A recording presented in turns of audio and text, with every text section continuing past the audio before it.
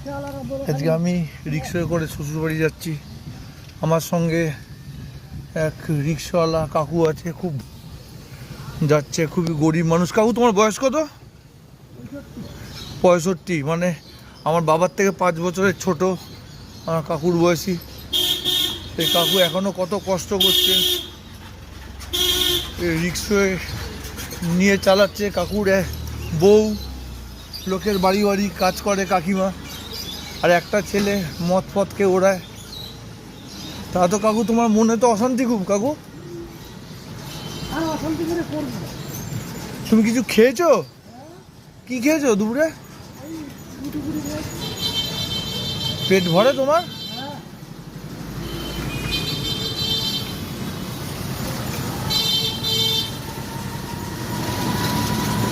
আমি এখন যাচ্ছি, শ্বশুর বাড়ি যাচ্ছি, ব্যারাকপুর।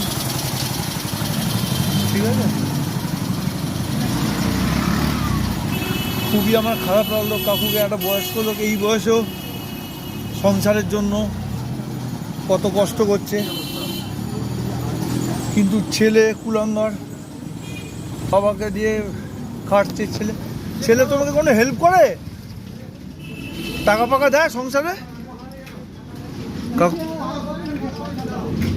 মানে কিছু দেয় না সংসারে?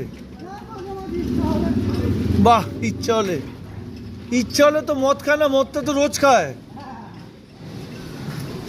ইচ্ছা হলে তো মা বাবাকেও একটু মুখে ভাত দেওয়া যায় গো। কাকু অনেক কষ্ট করছে, দেখতেই পাচ্ছ। আমার মতো বডি ওয়েট 100 কেজি প্লাসকে টানতে হচ্ছে কাকুর। কাকু দুপুরে খেয়েছো তো? ঠিক আছে, সবাই তোমাদের একটাই বলছি, সবাই টোটো অটো না করে কেউ রিক্সাও করো, ঠিক আছে? তাহলে তোমাদের এই রিক্সাওয়ালা কাকু বা ভাইদের উপকার হবে, ওদের পকেটেও পয়সা আসবে। মাঝে মাঝে এদের গাড়িতে ওঠো, ঠিক আছে? তোমাদের জন্য এদের সংসার চলছে, তোমাদের বলবো না, আমাদের সবার জন্য, ঠিক আছে? আর দয়া করে গাড়িতে উঠে 20 টাকা 30 টাকা যাই বলো না, তোমরা অত দর করো না। তোমরা টোটো উঠে তো করতে পারো না যে এখান থেকে 10 টাকা নেবে, তুমি 5 টাকা নেবে। এরা গরিব মানুষ, যা চাইবে পারলে বেশি দিও, নইলে ন্যায্যটা দিও। দেখতেই পাচ্ছ কাকু খাটছে।